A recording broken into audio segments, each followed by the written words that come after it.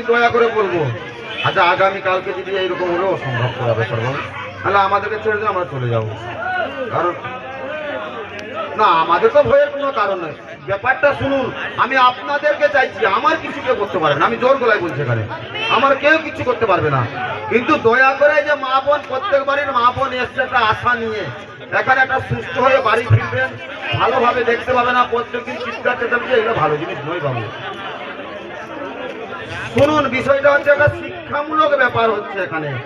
Magic বা জাদু একটা শিক্ষামূলক ব্যাপার, খুবই চমৎকার জিনিস। এটাকে সুস্থভাবে দেখলে মাথার ভিতরে ঢুকে, নাহলে ঢুকবেই না।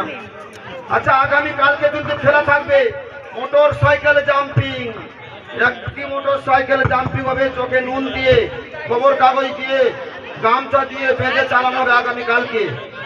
আগামীকালকে আরো বিশেষ আকর্ষণ খেলাখানি দেখতে হবে। আপনারা সার্কাসের 7 বর্ষ খেলাখানি দেখেছেন, এখানে দেখতে পাবেন 1 ফোলার বর্ষা, খুবই চমৎকার খেলাখানি আগামীকালকে দেখতে পাবেন। আচ্ছা,